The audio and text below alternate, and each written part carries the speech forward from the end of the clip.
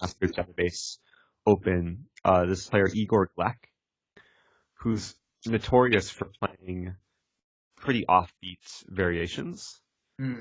Oh, he's played this variation a good number of times. I'm actually wondering here What's his if I name? do Sorry? Igor Glek. I'm gonna go ahead and cite the game here. Igor. I'm looking at top games. I don't see him. But, oh, I see him. He's white. Got it. He played against Shirov. Cheer Maybe up. you can go ahead and let me play bishop to b5.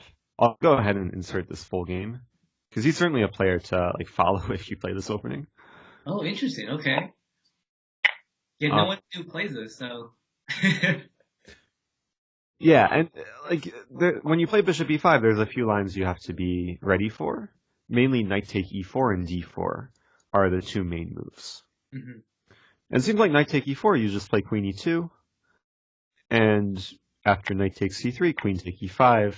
Yeah. This is another line. Queens are coming off the board, but I think white scores better compared to the other variation. But yeah, white is like a very winning score here. I saw a losing score when instead of knight takes c3, queen d6. Whoa, that's pretty crazy. Yeah, queen d6, it's an attempt to keep everything under control. I mean, it seems like here you can just take on e4 and win your pawn back. Mhm. And, okay, there's not too many games played in this position. I'm looking... I mean, all of the games that Black won, Black was higher rated. I So see. that might have something to do in terms of affecting the results. Yeah. Bishop d7 has been played. I'm going to check the Lichess database too. Not too many games on Lichess. It seems like a playable position. I mean, it's very possible that like you could castle kingside, black could castle queenside, and it's a position that you could probably prepare a bit deeper. Wondering here, after bishop d7, maybe d4 is the most ambitious move to take advantage of the immediate pin on the e file. Wow, and the computer wants you to play f5. Ooh, f5. Yeah, kicking the queen, but also perhaps weakening the position. I actually like the line. Like, after f5, there is simply queen e2, Mhm. and then if black keeps pushing and plays e4, you can just take on c6 and plant the knight on e5. Mm. Essentially playing around black's pawns. And Cool. Yeah. okay, it's a short position. Like it's going to come down to some later moments in the middle game, but it looks very playable for white, especially this knight on e5 very well supported. I think there's some tactical threat here, like queen h5. Mm. So I'm curious if queen take d4, queen h5 Yeah. could be pretty strong. +1. Well, actually, no. It's Wait, but why is it? But the queen could defend h8, so I'm wondering. It could get messy here. I'm not looking at the engines, so. oh, I see. I see. I'm looking at the engine. The engine wants you to take with the knight on g6. You know, h takes g6 and queen takes g6. Ah. Yeah, this is like an interesting trick. Like, there's other lines where like the queen will defend h8 from a distance. Yeah. That's surprising actually that white has enough compensation here, but probably because the d file will be accessed by white rook very soon. Interesting. After king d7, they want you to play bishop g5. Oh, because of Yeah, just threatening rook d1 looks like. got it. Also threatening bishop f6, so black's under serious pressure. White's king is actually surprisingly safe in the center. There's no immediate checks. A3 is winning. Yeah, so like sometimes preparation like this, even if the computer like it will initially say that it's equal or black's slightly better, sometimes you can dig deep and discover traps that have really never been played before, but are still possible for the opponent to fall into. Nice. I could very much imagine someone walking into this, like some black player maybe stumbling into this line, realizing that queen take d4 will defend the h8 rook. Yeah. And it's possible that a black player could assume that, oh, maybe you overlooked this, and they would take on d4, and then they don't realize how powerful queen take g6 check is. Mm-hmm.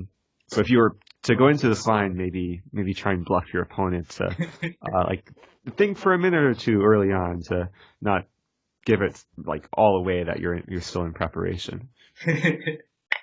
Okay, cool. So yeah, bishop b5 I think is a very reasonable move. I remember there's another line too after d4. Knight e2. Wow, knight b1 has been played 3 times successfully.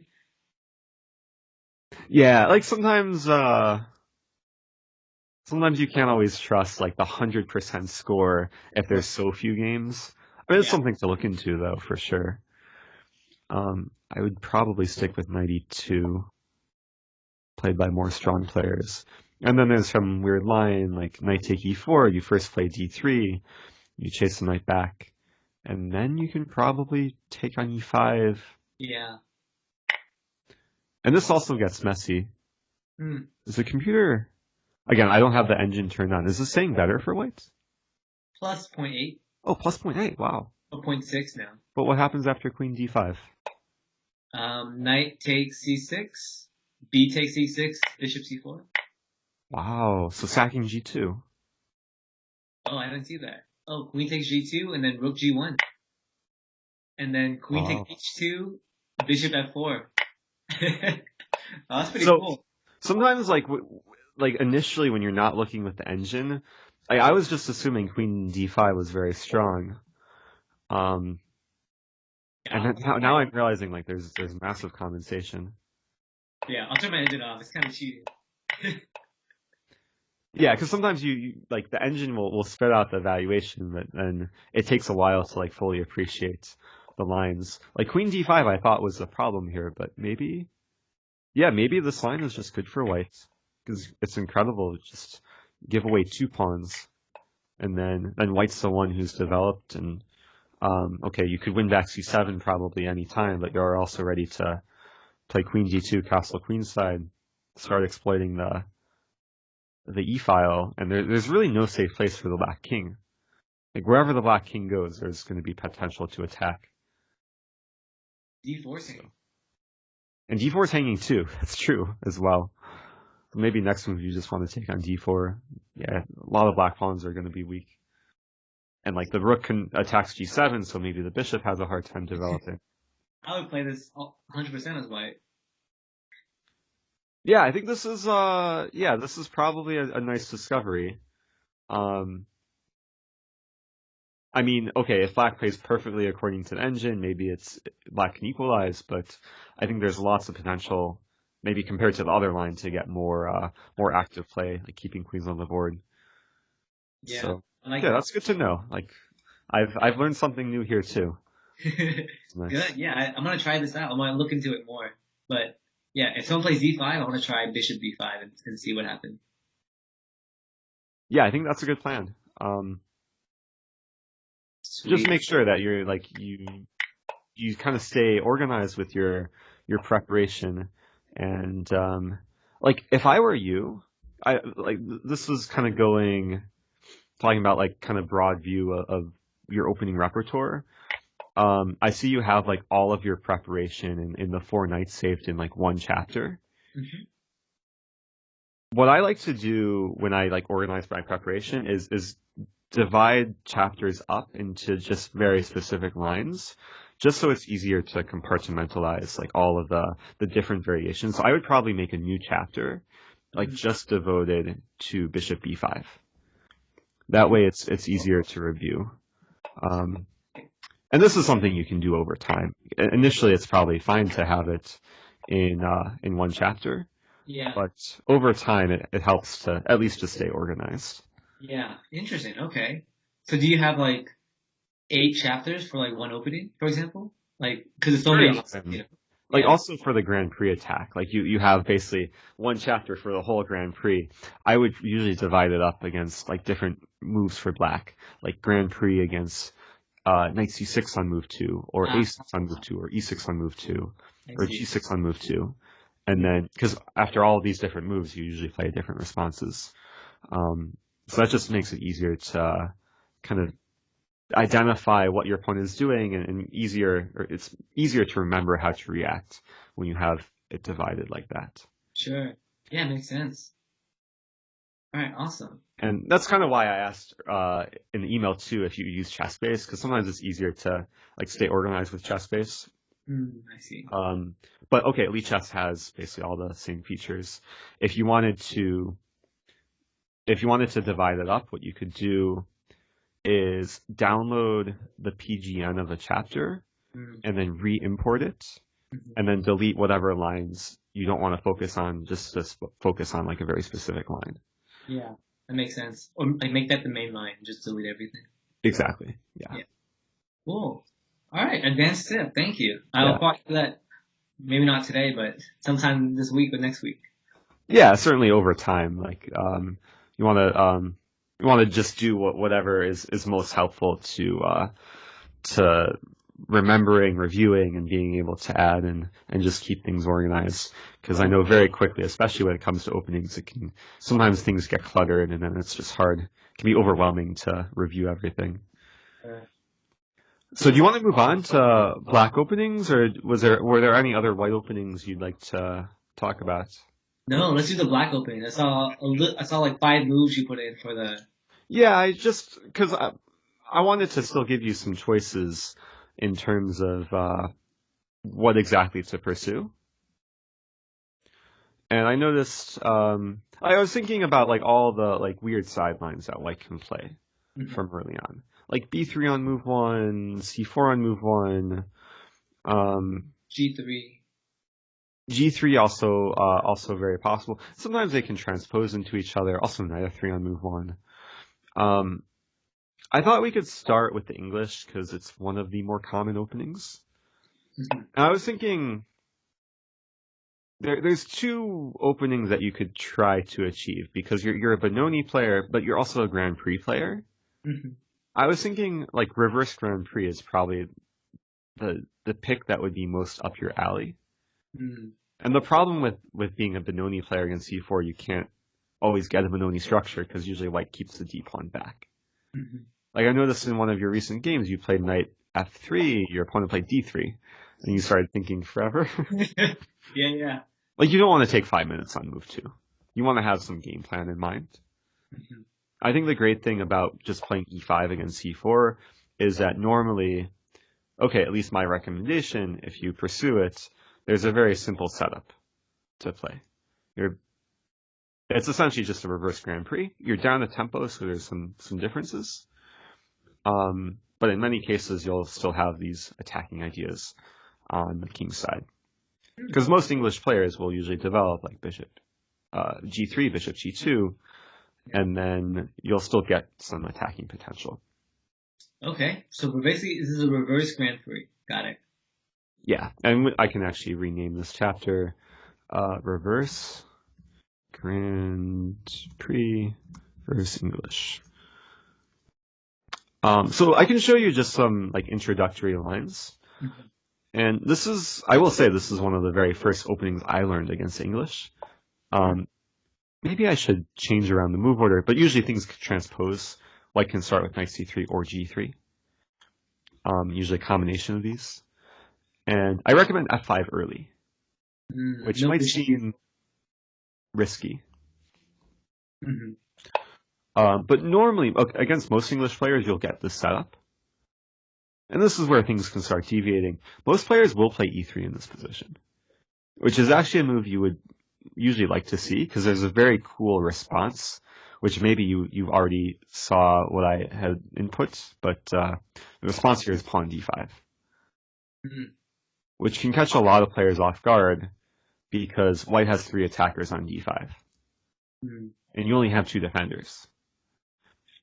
The nice thing about d5 is it's a completely sound move because there's many cases, like if white tries to win the pawn, you'll have this resource knight b4, and d3 is actually quite weak. Mhm. So just to illustrate, let's say c take d5, knight b4. You have an immediate threat of knight d3. And there's really only one good move in this position for white, which not everyone plays. But I'll pose the question to you. What's really the only reasonable move for white? Um, D3. Just keep that on. Yeah, d3 is really the only move for white. I could just show some other options. A lot of players will go wrong by playing d4, just trying to open the center. But this is really bad after e4. And then the knight is coming to d3. Mm. And I've had games which very quickly go in black's favor, like white plays knight e2, and then knight d3 check, and then king f1, and then knight g4, and f2 is falling. So white has to be a bit more cautious from earlier. Mm. I've also had games where players will play queen a4 and forget that the knight is defended by the bishop. So then after bishop d7, knight d3 will come, followed by e4, and also a great position for black. So d3 only move, you can win back the pawn. The sneakiest move to play might feel more natural to play knight b take d5, but the sneakier and in my opinion the better move is knight f take d5. Mm. And the reasoning is now you have a threat in this position, and actually again white only has one good move in this position. Everything else for white would be a blunder. So what's really the only move for white here? I'm trying to see the threat. Threat is to win the d3 pawn? Exactly. Got it. So, to defend it, you have to capture the knight yourself? Yeah, white has to capture. I see. And this can be very effective in blitz, because a lot of players will just assume there's no threat, play knight e2, and then you take on c3, take on d3, and you're happy. Well, okay, if white realizes has to take, then you take back. And it's a very playable position. I mean, you have more space. You provoked white to play d3, so sometimes the structure is a little bit weak, especially the d3 pawn. Whenever e3 and g3 are played, there's some additional weaknesses. And you have a very simple completion of development. Like c6 is a very useful move to support the knight and try and undermine the white bishop. And your bishops come in the center, you castle. And it's a very reasonable middle game. Nice. And yeah, black scores also, like, the scores are, I think, quite well here for black in the database. At least based on approximately 100 games that have reached this position. Okay, sometimes again you can't always trust like the highest level games, but certainly very playable for black. Sure. And you play this in tournaments as well? Like you said you first learned this? When I first learned this, yes. I had reasonable success with it, very good success online in the quicker time controls, because a lot of players would just start thinking after d5. Mm. And I can show also, like, I would run into many cases where white would take on d5, not with a pawn, but like with a knight. And you can see this is quite high scoring for black. Because black's essentially going to use the same idea if you take again. And whenever white takes back with, you're going to play knight b4 next. Yeah, and win it back. So yeah, if c take d5, knight b4. And again, the whole point is accessing the d3 square. I have to find a game. There is a game I played like 3 or 4 years ago. My opponent played queen to b3, attempting to keep everything under control and hold on to the pawn. But then, of course, again, e4, very common theme. And, okay, black is having all the fun. And also, like, either getting knight d3 or winning the pawn back. It's a nice position. Okay. I dig it. I can totally play this, yeah. And I wonder, instead of e3, what if they play, like, knight f3 or, I don't know, Yeah, so what are the other common things here? yeah, knight f3 is certainly a move that will sometimes be played early. I'm thinking about, like, this specific position, it could just run into e4. I don't know if e4 is overextending, but e4 looks attractive. Maybe d3 first then? So yeah, this is another main line. Like, most often you'll run into d3 or e3. Oh, that's why that guy played d3. Because it's actually a line. I thought it was just like, yeah. Yeah, when he played d3, it was very early. Like, usually white will play g3 first. Sure. But the whole idea is to get like a reverse Sicilian, where white has extra tempo. Mhm. And I would bet a lot of money that your opponent was either like a knight or a dragon player as black. If he's playing c4, d3, he's hoping to transpose into maybe his favorite black opening with an extra tempo. With this line, you don't play like the open Sicilian. You keep it more of a closed Sicilian. And nice thing about that is the extra tempo isn't always that important because it's more focused on what setup you're employing. And it doesn't get tactical right away, at least in this line. The move I recommend here is bishop to b4, where usually if you're provoked, you'll take on c3. Mhm. And then it'll be the same setup of like, And then you'll be familiar with the structure and yeah. all of the attacking ideas, like queen e8, queen h5. So I included a game here, a really nice game by a really strong grandmaster who is actually one of my favorite players to observe his openings because he plays really offbeat stuff for a very high level player. It was a game of Richard Rapport. And okay, he played this with very good success as black. And this game, like white played naturally, like a3, bishop takes c3, and then black essentially employed all of like the thematic kind of attacking maneuvers in the early middle game. Like okay, e3, so starting with queen h8 or queen e8, and eventually queen h5. Also king h8, very useful move to keep the king out of danger, especially like sometimes this diagonal can be weak when you play f5 so early. And okay, the setup was nice. It still took work to win the game. White played b5. It's very common, like when white expands on the queen side, you just maneuver your knight towards the king side. And white played queen to d2 here. Now there is an interesting moment here where black is leaving the b7 pawn undefended. And I didn't have a chance to analyze this too extensively, but if white takes on b7, maybe we can try and identify what black would do in this position. There are a few interesting attacking ideas. Sure. Knight The question is, g4 is the most attractive. you said pawn e4? No, knight g4. Sorry. Oh, knight g4. Oh yeah, knight to g4 is threatening mate in one, and probably forcing h4. Yeah, that can be met maybe with g5 or g5.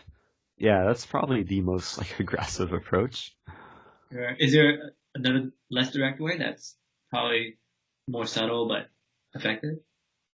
Huh. Yeah, I'm looking around. Not seeing anything so clear. I was thinking another approach is to play f4 to Yeah. get the bishop into play, like threats of bishop g4, and black would be sacking the exchange. Maybe it would be worth it. Hmm. We can check the engine here, because like engines can be very strong in this position, and see what it recommends. Wow. Wow, white is better. Whoa. Okay, but from a human standpoint, black is still going to be having some fun. I'm wondering if we just like start digging deep, if the engine will change its mind. Rook No. a8 actually seems reasonable.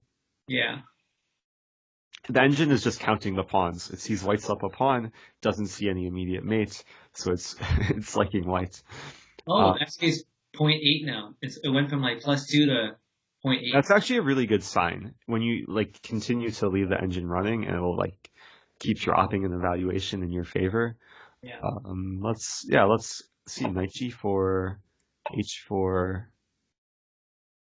And sometimes you have to play out the line for it to fully understand. Knight g6 is really interesting because it allows bishop take h8.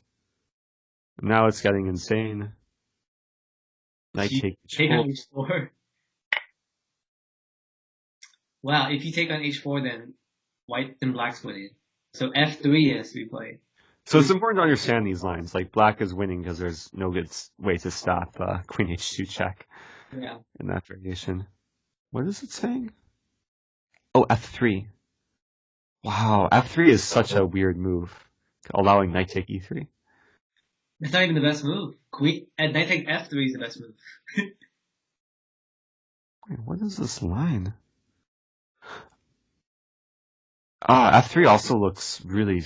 Yeah, knight take f3, because now the threat is queen h2. So the bishop can't take on f3. The rook has to take on f3. And then still... Probably queen h2 check, king f1, rook take a8. Black is down a rook? Black's down a rook, and the computer is only saying +1, Wow. which is usually a good sign. I don't know about this. Maybe too risky, but okay, like in a practical game, if you're going into this knowing it's going to be a sharp fight, I would probably still go into this realizing that white is walking a very thin tightrope. Yeah. Especially if white takes on e7, it's very, very risky. Wait, I'm actually curious. I'm gonna. Oops. Yeah, if you want to go Bishop further in that line. 7. I wonder what happens if knight takes e3. So right here. Oh, because you're down material, which is why. I mean, white's temporarily up a full rook. Yeah. So. But black gets some material back. Yeah, but white is still better. Interesting. Okay, because you're already. So basically, what the computer is saying, like, you're down material. So even if you take on e3, you're gonna win material back, but still be down. Well, the concrete variation is after knight take e3, queen d2, you win f1, and then you probably just win a8. The problem is, like, f3 is now defended, so you're not getting as much counterplay. Like, you could take on h4, and you have how many pawns for the piece? You have 2 pawns for the piece. It's still playable. Like, white still has to defend accurately. Like, you have ideas of lifting the rook over, and there's no immediate, like, counterplay for white. But, yeah, of course the computer's going to prefer white in this position, so. Interesting. Okay, I'll explore that. That could be fun. Yeah. Of course, this isn't like probably isn't like a realistic, like, specific variation to study, but the overall ideas in this variation are quite interesting, where there might be many cases where you allow the b7 pawn to just be undefended and you go for the kingside play, and the combination of knight g4 or knight to g6 and stacking on h4 is quite interesting. We see in this game white did not want to take the risk, and okay, white tried to play a bit more in controlled fashion with f4, stopping black from playing f4, which is probably the main idea in many cases. I like what black did. Like, it was a kind of positional build-up, but there's always pressure on white. King f2 is kind of unusual. I like knight f8 preparing g5, trying to open up files.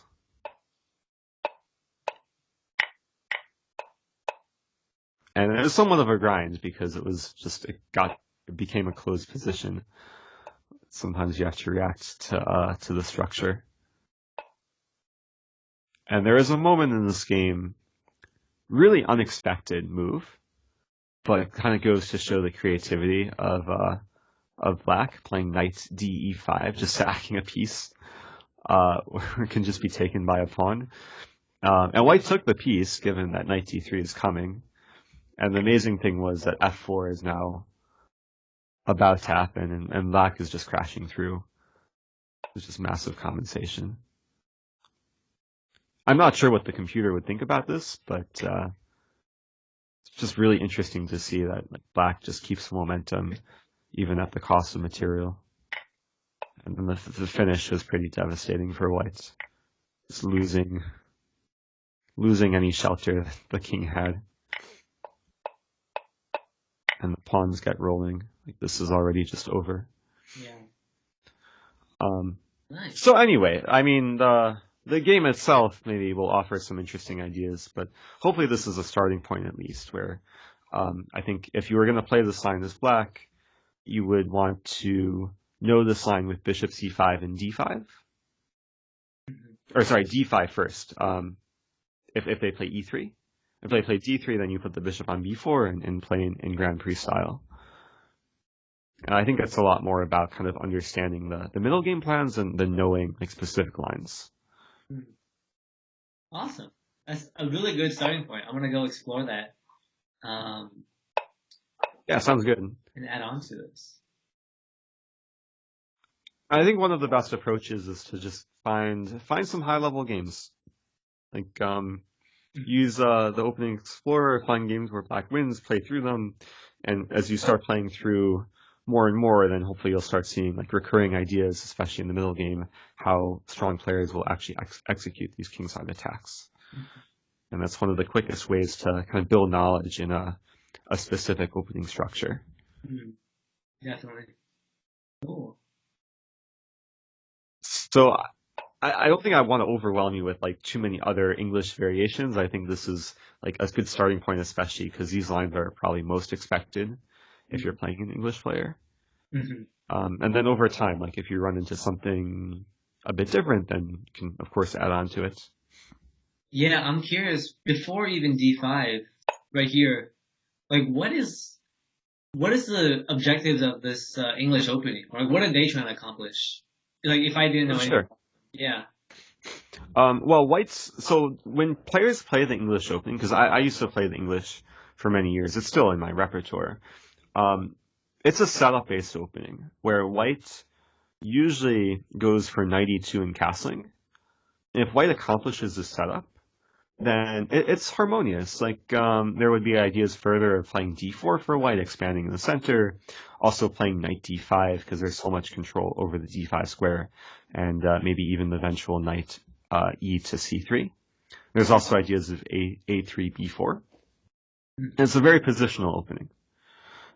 Essentially trying to go for a closed Sicilian, where like in these closed Sicilian positions, the main goal is to like control this key center square, in this case d5, in black's territory, and then expand on the queen side.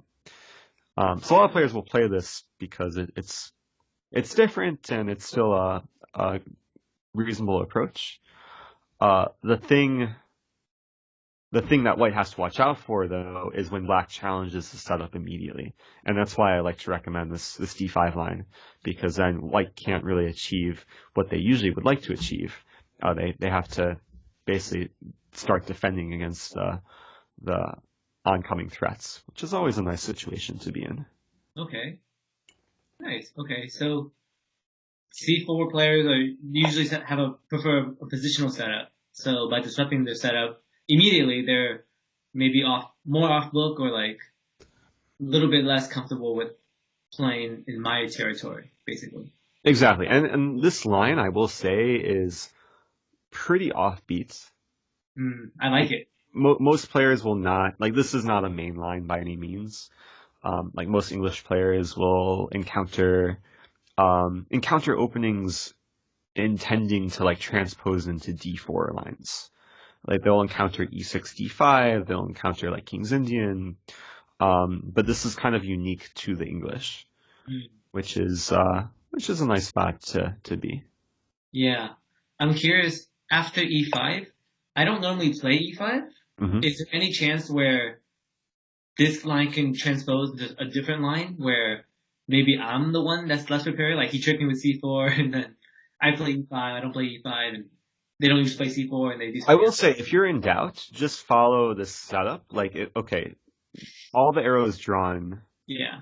At least let me get rid of the arrows. Just like follow this setup. Worst case scenario, I think white might play some move like an early a3. Like, let's actually, let me show you another move. Like, they could trick you and play a3 here. Mm-hmm. And then, let's say this is a tournament and you're on your own. And you can't go for d5 anymore because a3 is stopping any knight b4 ideas. What would you do?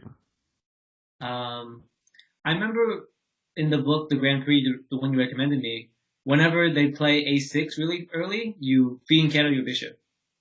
Yeah. So, g6. Yeah, drawing from this will probably do the same. I think that's why it's good for you to kind of already have this experience playing Grand Prix as white, because then you're already familiar with maybe how to react to new moves. Sure. So g6 is what I would go for, and then some more of a closed Sicilian setup. Mm-hmm. There would still be middle game plans of attacking on the king side, very common. like after you castle, after you play d6, it's common to play h6, g5, and then maneuver the knight to g6. Also, maybe throw in c6, and then later play f4. So that's another kind of like default setup. Like if the specific preparation doesn't work out, you can kind of default to the setup. And there's not too many ways that white can throw you off guard. I mean, you're making me think now, like how white could potentially deviate. Maybe there's one line that comes to mind, which I played myself, is knight f3 in this position, which is a bit different because most players will fianchetto the light squared bishop right away. This is a move to be prepared for. I wouldn't prioritize it when learning English, but it's good at least not to be completely thrown off guard. Where let's say you play f5 now, then white can play d4. And then the center is challenged immediately. And now the ball's kind of in your court. Do you take on d4? Do you play e4?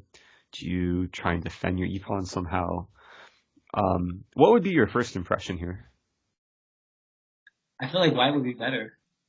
Just center control. My f pawn is out, and my center is being. Fair enough. Yeah.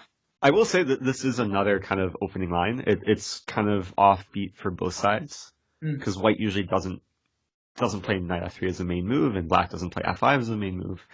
So we're entering kind of a lesser known variation. Like if you pick a random chess player off the street, they probably won't know anything about this variation.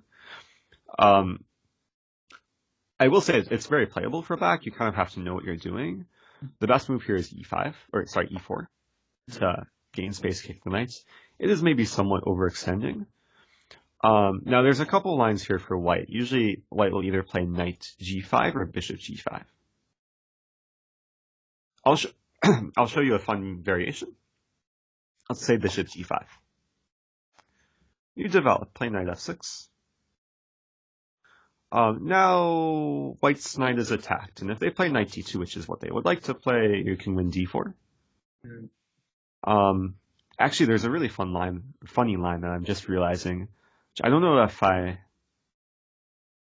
think I've seen this before actually, but it just came to mind that if you take on d4, white could try and counter with taking on e4.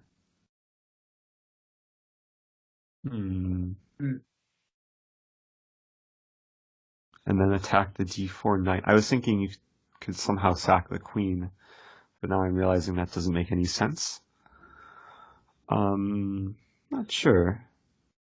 You could take back. Actually, maybe you just shouldn't take on d4. You should play something perhaps a bit more sound, like bishop to b4. This would be a reasonable approach.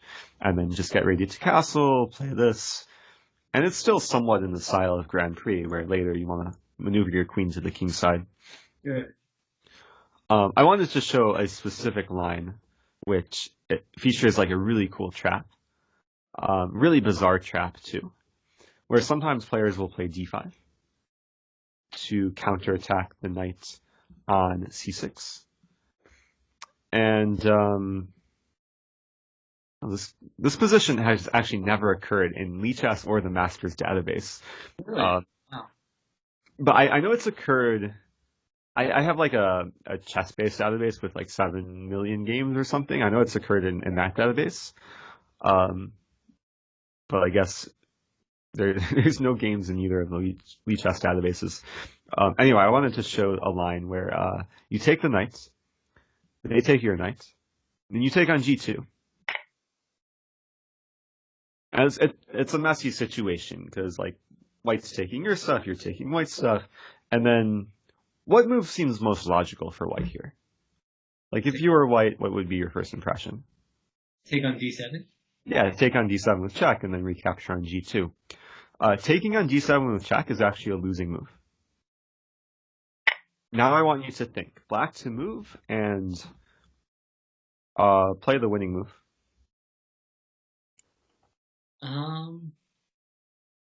I bet you something crazy like knight takes d7. Yeah, because your pawn's on g2. Your pawn's one square away from queening. So you're happy to sacrifice your queen on d8 to then take the rook on h1. Mm. And meanwhile, you're attacking the bishop, which is undefended. So you're guaranteed to win material here. What happens if you take with the bishop on bishop takes d7 instead of knight? Then you don't win anything because bishop takes g2. Oh, Just that's equal what you say. material. The threat of taking on g5 is real. Exactly. This is really funny tactic, like to get out of check and leave your queen hanging, but goes to show when you have a pawn so close to promoting, you can do weird stuff. Yeah. They would think it's like an intermezzo move where they could take on d7 and then take on g2 later. Exactly, yeah. Like a lot of players would be inclined to just take with check. Now, okay, if white takes on g2 immediately, it's probably the best move, and then you just take back, and it's a playable position. Like it's dynamic. Like you could probably outplay weaker players, and if you prepare it well enough, you can be okay against stronger players as well. But again, it's a very rare line, so I don't think you would encounter this too often. Not even in Lichess. Wow, that's crazy. Yeah, I will say much more common is knight g5, with the idea to eventually reposition the knight on f4 and get some kind of bind where white would eventually like to play h4 to reinforce the knight and prevent you from playing g5. And I've studied this opening before, and there's a move that is really interesting here to play h6. Usually white will play knight to h3. And then you can play g5. Which looks way overextending, like you've spent almost a full opening just pushing kingside pawns. But you're really putting the question to the knight, like what is it doing on h3? And surprisingly, one of the most common moves here for white is to play knight to g1. And this is a line which, again, it's pretty less common in the database, like for the black side. But black scores quite reasonably. Like it's if we look at this position after h6, it's about even, like 30, 34, 34, 32. So at about 50 games. And I think it leads to reasonable play. Like your next several moves are going to be quite natural, like knight f6, bishop g7, probably throw in d6, maybe later maneuver your knight to g6. And you just want to make sure your pawns are reinforced and not becoming targets. Wow, Yasser played this in 90. Yeah, I remember looking at the Yasser game. This line? Wow. Yeah, I have very clear memories because I used to play this from the white side. I think Yasser's opponent played knight g1, if I'm not mistaken. He did. Wow. With the idea to play h4 next. And then after bishop g7, was it h4? Or no, Yasser probably played some different move, maybe knight f6. Yeah, you're right. And then I have some vague memory of the king walking to g6. I'll just go ahead and insert this game. Be inspired by Yasser. Oh, he played g4, which looks really anti-positional because it gives us f4 square. But it keeps the king side closed, so the black king will actually be safe. And knight h5 is crazy. Like black is disobeying so many opening principles. I like that. Putting the knight on the edge, moving the same piece twice. But the idea is to fight for control. Maybe even having ideas of g3. Moving the same knight again.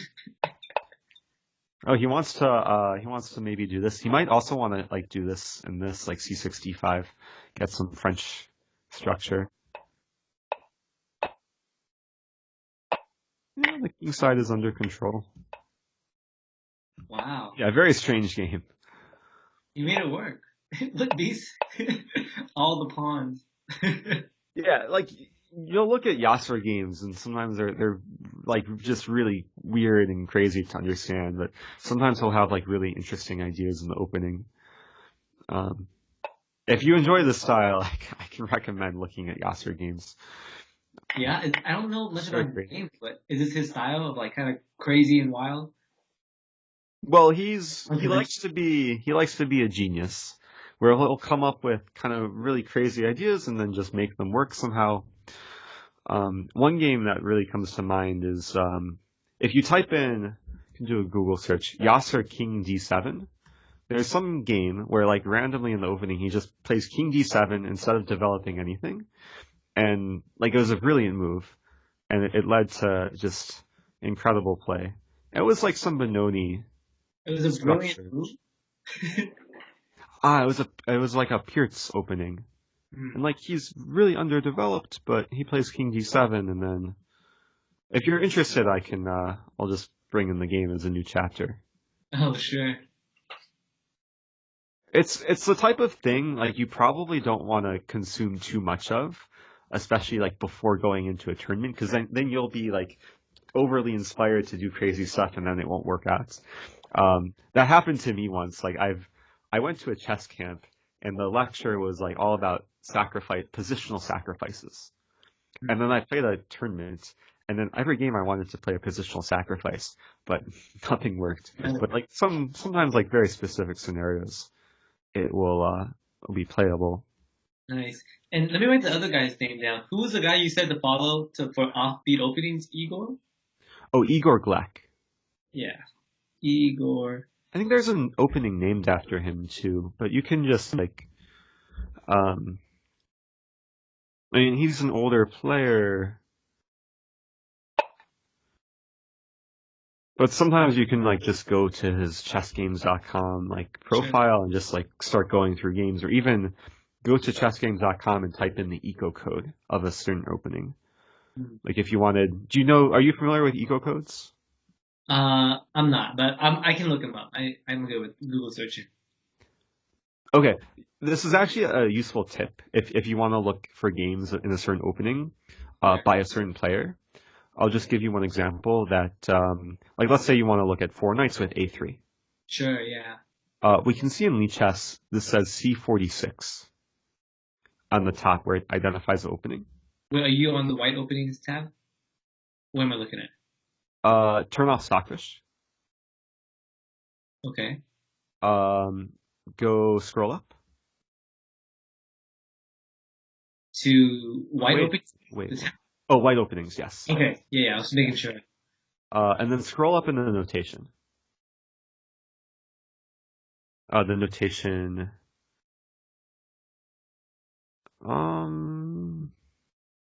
Do you see my screen? I'm not sure if you do. Yeah, I see your screen. So turn off opening book. And then go all the way back to move 1. Yeah, so you see C46.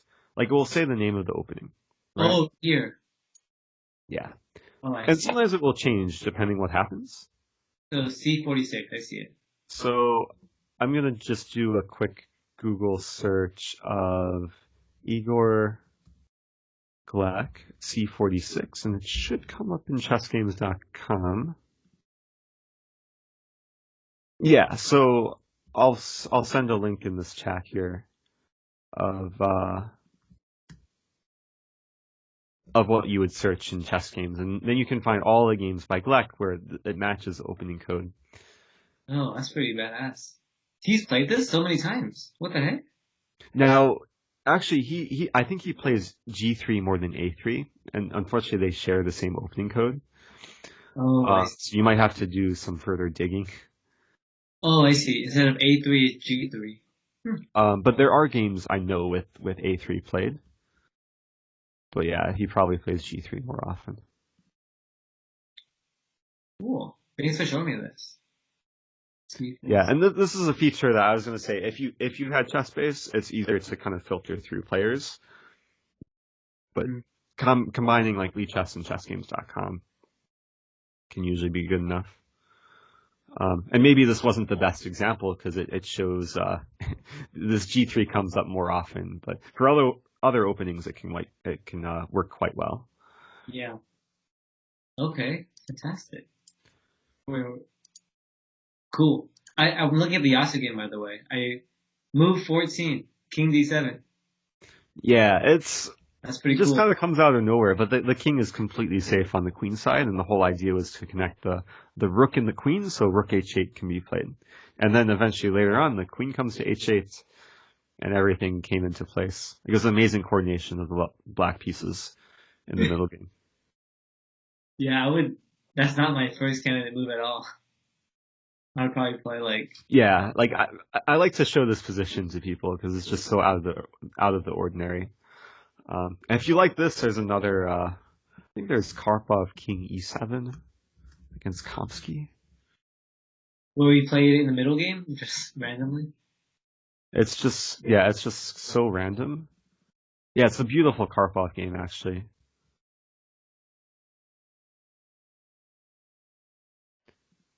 At some point, if you want to stay organized, I recommend maybe moving these games to a different study. Like maybe have a study just devoted for like classic games. Mm, Um, but feel free to take a look at these in your own time. sure. Um, we can still focus on openings if you'd like. What? He pinned his king to the. Yeah, but the idea is he wants to play g5. But he can't play g5 right away because bishop takes g5. The whole idea is to guard the rook. And amazingly, it's so hard to stop g5. G5 traps the white queen. Oh, So so you have to play something like you gotta. so Yeah. Kamsky was provoked basically to give away a pawn. The main line was knight e5, and then black just won a pawn. Like queen a5 check, and black is up a pawn. There are still issues with the king, but it was enough to eventually win the game. Nice. Apparently, like this is opening theory now. Like king e7 is the most played move in this position. Little Karpov. Okay, sweet. Yeah. I think we were just finishing off the Grand Prix, or like the reverse Grand Prix. Oh yeah, with this knight f3 line and then f5 e4. Yeah. Um, but I think the most important thing is that now you have a starting point. Hmm. So with all of these lines, like at least you kind of have a starting point where you know the first few moves, and then ultimately you'll probably get a position where it won't be determined in the opening. It will be determined later on in the game, but hopefully it will give you some momentum. Like you'll kind of know the early ideas, Mm. and that will hopefully be a better place than where you were maybe a week ago, where you were thinking for 5 minutes on move two. Sure, sure. Yeah, I have a chess tournament tomorrow actually, so Mm, I okay. implement it tomorrow. Well, if they play C4, but a lot of these kids are just playing like four knights and um, open Sicilian. So that's what I've been noticing at least in the Yeah, beta. you have to go in with an open mind, and like if you start playing the same players over and over again, then maybe you can start preparing specific things for them. But yeah, going into a tournament, just be ready for anything. Yeah. Okay, cool. I noticed you had two other chapters, but I know we don't have enough time to go into them. I could give you a quick overview, or at least point you to something to look at. Um, if like let's say you go into the tournament tomorrow and your opponent plays b3, would Yeah. you know what to do, or you would start thinking for 5 minutes? I wouldn't know what to do. Probably play D4, D5, C5, and knight F6, and Okay, I can give you a cool line. okay, I'll just show you a very simple line: e5, bishop e2, knight c6. okay. Most players will play this line intending to play bishop b5 and put a lot of pressure in the center. So like knight f6, bishop b5. Visually, it looks kind of annoying for black to deal with because there's immediate threat of taking and winning a pawn. Mhm. A line I really like to recommend, and I really enjoy playing this myself, very key move in this position, pawn e4. Just removing any target on e5. And the whole idea, you want to play a6 next. Usually white is forced to take on c6, you'll take back with pawn, and then it's very easy development. Mm. Just to illustrate, let's say white plays d3. You immediately play a6. If captures, you take back. White can't get away with capturing on f6 and winning e4 because you would attack the rook on a1. Sure. You're happy if queens get traded. A lot of players will play like knight e2. You can play bishop d6. I'll just show you one funny trap. If white castles, or maybe I'll give this to you as just an exercise. Black to move and win in this position. Is it the Greek gift, but with black? Yes, it is a Greek gift. It's Mm. something that you should maybe calculate, but yeah, I'll Yeah. say right now, it is winning. Oh wow. If you want further analysis, I did go over this in YouTube. It looks like a Greek gift, but I just never had it in the black side. Yeah, it's a bit unusual to have Greek gift as black, but it's always nice when when you do get it. Trying to Okay. find this video. Yeah, I'm not used to playing E5. I never played E5 before, so I'm just worried that they're gonna go into they might transpose into some normal line, and I'm gonna be like, oh shoot, like I don't even know the normal theory on this. They can't transpose into anything normal when they play b3 on move one though. Oh yeah, Um, B3, C4. so b3 c4, then you do your normal Grand Prix stuff. Hmm. Yeah. So Oh, you'll so, whatever happens, you should be able to at least get a setup that you're somewhat knowledgeable about. sure. About to share a video. It starts like halfway through the video, or even towards the end of the video. I'll leave a link here. If you want further analysis, I think when you play it, it should start. Oh, I see Yeah, it. it starts at B3. Yeah. Got it. I think I've seen this video a while ago. Was it It's like, possible, yeah. So you might yeah, uncover some lost memories. cool. Okay, thank you. Mike Comer. Yeah, he plays the fried liver. I think he told me in the video he said that, right? Yeah, like earlier in the video, I go over like some fried liver recommendations, just some like fun kind of beginner lines. Sure. But towards the end, I cover this B3 line, kind of show the nature of the Greek gift. Yeah. Okay, very nice. And also, I think the game you showed me last time with the two women when in the London system, Jennifer Yu, I think, and And Anna Shurevich, yes. yeah, yeah. I saw the chapter on the London openings. That's why I mentioned it. I still remember that game, and I think it's like such a great game. It is, yeah. And I was going to ask, I do have another lesson coming up shortly that I do have to get ready Yeah, for, but do you have any specific preparation or you would follow like that game? I mostly have that game, Okay. but the That's general good. That's setup, a great starting point. like, Yeah, there's one, maybe I've pointed it to you before. Let me check in my bookmarks here.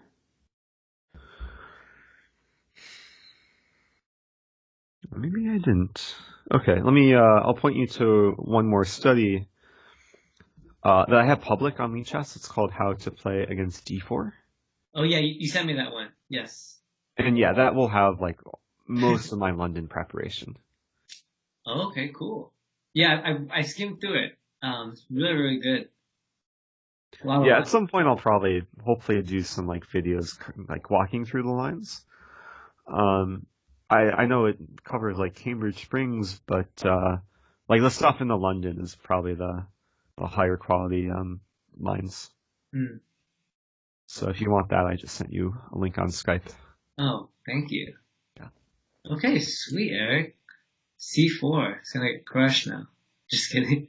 Yeah, well, I'd say like trying like if when you get the chance, practice it online and Mm, see how it goes.